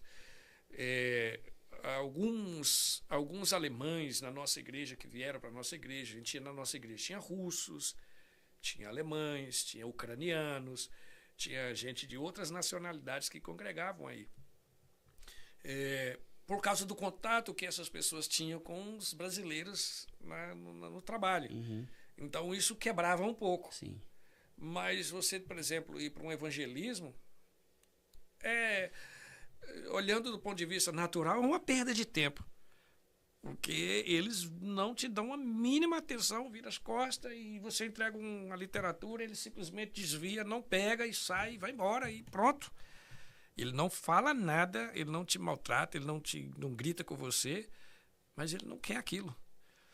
Então a gente ia para os centros das cidades, nas vilas, em todo lugar que a gente chegava e entregava literatura. Não funcionava. Deixa a literatura no para-brisa de um carro, ele pode até te demandar lá, entendeu? Já em Portugal isso já era diferente. Sim. Chegava pessoas na igreja porque viam um negócio no para-brisa do carro e procurava para saber. Por que você colocou isso aqui? Mas ainda assim, a mensagem foi semeada, né? A semente é Não é lançada. porque tá difícil ali, não vai adiantar, mas mesmo assim não vamos parar de semear, né? É verdade. Então, assim, a Alemanha foi um desafio totalmente diferente, mas foi lindo. Tem um caso de um cidadão, por exemplo, o Pedro. Pedro, em alemão, é Peter. O Peter, ele foi convidado por uma irmã ela chama Érica, ela é russa e ela congregava na nossa igreja. Ela estava de aniversário, então o amigo dela, que morava em Düsseldorf, ele veio de 170 quilômetros, mais ou menos, 200 quilômetros, veio para poder participar do aniversário dela. Falou, só que a minha programação nós vamos sair, vamos comer uma torta e tal, não sei o quê, mas eu também vou passar um tempo na igreja, porque eu quero agradecer a Deus por um ano de vida a mais. Eu falei, não tem problema. Isso aí não me afeta mesmo, eu vou lá com você, não tem nada a ver. E enquanto ele estava lá, aconteceu um caso impressionante. Era um dia de ceia. E eu ministrando a palavra de Deus e tal. E ele lá, assim, não demonstrava, tipo, não acredito nisso nem nada. Ele só assim, tranquilo, olhando assim, olhar fixo, ouvindo. E dado um momento, eu ministrando a palavra do Senhor, eu falei, será que tem alguém que deseja receber Jesus no seu coração? Porque havia mais visitantes nesse dia. O Peta começou a ficar vermelho. Foi ficando vermelho. E de repente ele se levantou e veio na frente. Ninguém falou para ele, tipo, vai lá. A Érica não disse, vai lá. Ele simplesmente levantou e veio na frente. E aí as lágrimas já começaram a cair assim no rosto dele. Glória a Deus. E ele veio e aceitou Jesus como Salvador. Ele disse, olha, eu não sei, alguma hora dessa você vai me explicar o que aconteceu comigo. Eu falei, não, você recebeu Jesus no seu coração e quando Jesus chega, ele vai fazer uma mudança profunda dentro do seu coração. Você vai ver, é diferente. E aí ele foi-se embora para a cidade dele. Eu falei, procure uma igreja mais perto de você e vai dar tudo certo. Quando passou 30 dias, eu vejo o carro dele estacionar, porque a igreja tinha uma vidraça bem grande assim para o lado do estacionamento. Eu vi quando estacionou lá. Eu estava organizando as coisas para começar o culto. Aí vem vindo o Peta de terno, toda arrumada. Assembleiano. 30 dias depois. Não falei com ele em 30 dias. Não sei se a Érica conversou com ele, mas veio ele assim como. E aí, de repente, ele vai lá no porta-mala, abriu o porta-mala do carro e arrancou um cubo, uma caixa de som enorme assim, e veio com um case assim na mão. E ele era músico. Eu pensei, certamente ele quer uma oportunidade para fazer um especial, cantar. E como de fato ele chegou, a Érica disse, olha, o Peta está pedindo uma oportunidade hoje. Eu falei, ok, qual o problema? Né? Eu só falei, olha, eu não sei o que ele vai falar, não sei o que ele vai fazer. Ele falou, não, ele tem uma surpresa hoje. E aí ele pega lá, coloca tudo novinho, zero. Falou assim, deixa eu falar uma coisa para vocês. Antes, na verdade, eu pedi oportunidade, eu não vou cantar hoje. Eu toco muito bem guitarra, eu faço parte de bandas e não sei o que, não sei o que. E aí ele disse assim, mas eu queria contar uma experiência para vocês. Eu estava aqui há 30 dias atrás, ouvindo toda essa reunião e tal. Vim aqui porque a minha amiga me trouxe, eu não planejei vir, não queria vir. Se fosse algo para mim decidir, eu não viria. Mas ela me chamou e eu vim. E aí eu estava vendo o pastor falando. Fiquei observando tudo e disse, isso é um discurso vazio, isso não tem nada aqui para mim. Mas tudo bem. Só que quando ele estava terminando o discurso dele, que ele falando que Jesus morreu, que Jesus perdoa pecado, que Jesus... Aquele negócio começou a me incomodar. E a partir daquele momento, eu não via mais o rosto do pastor. Eu vi uma luz grande no rosto dele, tão grande. E eu via como se ele se transformasse numa outra pessoa. E eu só escutava a voz dizendo assim, Peta, vem. Vem. Eu não sei se ele fez isso, mas era o que eu via, com a mão assim, ó, vem. E fazia assim, Peta, vem. E aí eu não tive outra alternativa. Eu lutei para não me levantar, mas foi mais forte do que eu. Glória a Deus. E aí quando eu cheguei ali, e ele conversou comigo, orou por mim, e depois do culto ele falou que Jesus veio morar no meu coração. Eu viajei para Düsseldorf falando, nós temos um problema. se você está morando agora no meu coração, você vai ter que me explicar o que está acontecendo. Às vezes o Senhor mandou vocês para lá para salvar essa alma, né? Como que a gente vai entender, né? A gente vai entender quando chegar lá no grande dia, né? É, lindo demais. E aí, para encurtar a história toda, o Peta disse assim, eu tinha um problema de surdez. Eu era surdo de um ouvido. E eu estava fazendo um tratamento. E aí, durante a primeira semana depois que eu fui para cá, eu tinha um último diagnóstico para fazer uma cirurgia. E aí, quando eu estou na minha viagem, eu falei, se você mora no meu coração, se de fato isso que ele falou tudo é verdade, que você faz mudança, a primeira coisa que eu quero, você faça uma mudança no meu ouvido. Glória a Deus. Aí, rapaz, ele disse, é tão extraordinário, porque ele não falou, eu vou mudar, ele não fez eu escutar um ruído, eu não vi ele mexendo no meu ouvido, nada. Eu só sei que quando eu cheguei no médico para poder fazer o último exame, eu simplesmente falei para o médico assim, eu acho que você não vai precisar fazer mais o exame. Eu falei, por quê? Porque eu estou ouvindo desse Glória ouvido. A Deus. Aí eu disse, não, mas é impossível, eu tenho aqui as radiografias, tudo provando que você precisa de uma cirurgia. Ele disse, não, eu não preciso, eu estou ouvindo, está aqui. Glória a Deus. Aí ele disse, mas como isso é possível? Ele falou assim, só pode ser Jesus, porque eu falei para ele, ele veio morar no meu coração. Eu falei, como assim? Eu falei, não, eu tenho uma semana que Jesus está morando no meu coração. Ele foi lá, o primeiro lugar que ele foi no meu ouvido. E eu pedi para ele, falei assim, tem alguma coisa que o senhor mudar? Muda primeiro o meu ouvido. E ele simplesmente mexeu no meu ouvido e está curado, eu estou curado. Eu estou aqui hoje para dar esse case completo, essa guitarra completa e todo esse instrumento aqui como uma forma de gratidão a Deus pelo milagre que ele fez aqui na minha vida. Ele andava 170 quilômetros para poder ir cultuar. Glória a Deus. Todo mês ele ia para a casa de Deus. E isso trouxe um impacto muito grande, isso causou um mover maravilhoso, muitas outras pessoas vieram a Jesus. Então, tive vários russos, né, ucranianos, pessoas até de outros países ali do leste europeu que vieram para a igreja. E foi lindo o agir de Deus. E a gente viu a igreja sair de 4 adultos, né, para ir para um número de mais de 30 pessoas cultuando conosco ali em 5 anos e meio. Foi um tempo de crescimento maravilhoso. Então eu digo que tem lugares que Deus pode até te provar mais. Mas uma coisa quando você planta numa terra macia, geralmente você não precisa plantar uma árvore muito grossa. Você planta arroz, você planta coisas suaves que nascem rápido. Quando você vai para o Líbano, por exemplo, você vai ver que o cedro do Líbano, ele não é uma árvore mole, é uma árvore dura. E ela leva 20 e tantos anos para chegar na sua fase adulta. Mas depois que ela cresce, a Bíblia diz que ela nunca mais para de crescer. E o justo, ele precisa crescer como o cedro do Líbano. Ou seja, endireitado e nunca deixar de crescer, porque ele não para de crescer. Então eu digo que quanto mais duro for o terreno que Deus te coloca, com certeza mais árvores frondosas e frutíferas ele vai colocar no seu ministério.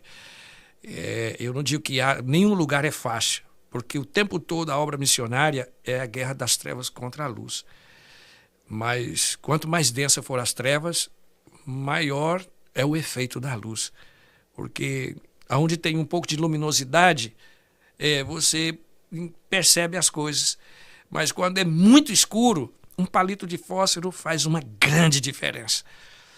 Não é? Você sabe que tem lugares, por exemplo, que coisas de relíquias que você nem pode tocar com a mão, não pode acender qualquer luz ali, porque vai contaminar, né, o estado que aqueles objetos têm. A mesma coisa é a vida espiritual. Quanto mais densas são as trevas no coração de uma pessoa, é mais difícil ser alcançado, porque tem muito mais resistência. Mas quando você está no lugar que Deus te envia, é como uma espada alguma de 2 gumes, que penetra até a divisão da alma e do espírito, das juntas e medulas. Não é uma espada que simplesmente corta. É uma espada que pega todas as brechas, as mais pequenas possíveis, e entra lá dentro. Aí ela entra dentro do coração do ser humano, e quando ele já pensa motivado pela palavra. As ações dele já começam a acontecer a partir da palavra. Por isso que o coração mais duro, quando ele é atingido pelo Senhor, ele dá uma árvore maravilhosa. E então a experiência da Alemanha foi algo espetacular, que eu e a minha esposa e meu filho Eliezer e o André Felipe, né? O André Felipe também viveu com a gente ali. Foi lindo. Foi nesse período, por exemplo, que nós abrimos uma outra congregação. Nós estávamos em Thyssen, e Deus então nos deu mais uma congregação na cidade de Bielefeld, a 40 quilômetros de lá. Uhum. E os primeiros obreiros lá foi exatamente o Eliezer e o André Felipe, que foram dirigir essa igreja. Toda a estrutura montada, tudo organizado, instrumental, tudo, com fones para tradução, tudo. À nossa disposição, grátis. E falta obreiros. A Alemanha é um país que falta obreiros, apaixonados pela obra, né? Depois nós abrimos uma outra igreja, já em Osnabrück, uma outra congregação em Osnabrück. Pastor, o Brasil tem uma promessa muito grande, né, de ser um celeiro de novos missionários, né, de profetas, de pessoas que estão se levantando para falar da palavra de Deus para o mundo inteiro. A gente tem visto nos últimos anos uma grande quantidade de brasileiros sendo enviados, né, para as missões. E tem muita gente que está começando a pegar gosto disso, né, e se interessando nisso, né. Para a gente aqui caminhar para o nosso fim, eu queria que o senhor me desse aqui três conselhos que o senhor daria para alguém que tem um coração missionário, que gostaria de se dedicar à missão de Deus. E quais os 3 conselhos que o senhor daria para essa pessoa, até em relação a essa questão que o senhor falou, né, de às vezes a gente vê um país que ali vai ser complicado ir, mas se Deus mandar você para lá, né, o que você falaria para essas pessoas? Bom, em primeiro lugar, sendo bem rápido, bem objetivo, nós estamos vivendo uma época muito diferente dos tempos que eu saí para o campo missionário. O único ponto que é intransponível, que é imutável em todo esse tempo, é que Deus é o mesmo Deus desde a época que todas as coisas foram criadas até agora. Porque a palavra do Senhor diz que uma das características de Deus, um atributo de Deus é imutabilidade, ele não muda. Então, pronto. Então, se Deus é o mesmo Deus, as possibilidades são as mesmas em todos os tempos. Qual é a diferença daquele tempo para agora?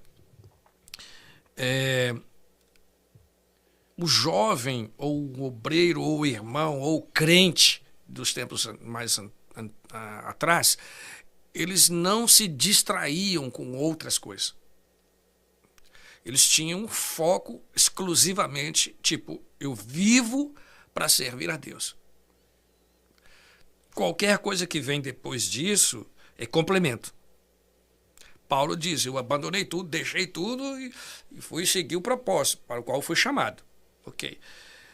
Eu penso que o grande problema que tem acontecido nesses últimos tempos é a distração que as pessoas têm. Então, o meu conselho seria, não se distraia com nenhuma outra coisa que tire você de querer servir a Deus, amar a Deus e obedecer a Deus. Não tire isso, não deixe ninguém nem nada tirar isso do seu coração. Primeiro ponto. Segundo ponto, se você é uma pessoa que quer ir para o campo missionário, precisa orar. Orar e ter uma vida ativa de oração. Estude a palavra de Deus de verdade, porque você não vai para passear. Missões não é turismo missionário. Missões é uma guerra, é uma batalha. É o inimigo aprisionando vidas, aprisionando almas, e você ir lá fazer guerra para libertar essas almas e apresentá-las à pessoa de Jesus. Eles precisam conhecer Jesus. Então, é uma batalha. É uma batalha de mentalidade, é uma batalha social, é uma batalha cultural. sobre todas as coisas, uma batalha espiritual. Então, ore a Deus, estude a palavra de Deus de verdade, né? Então, tenha foco, não se distraia, estude a palavra de Deus. E, por último, se prepare de verdade. Quando eu cheguei na Alemanha, eu vivi uma decepção, posso colocar nesse termo. Um pastor da Alemanha, conversando comigo, claro, com o tradutor, ele disse: por que você não fala alemão? Você veio pregar só para os seus patrícios ou você veio ganhar alemães para Jesus? Porque aqui tem pouco brasileiro.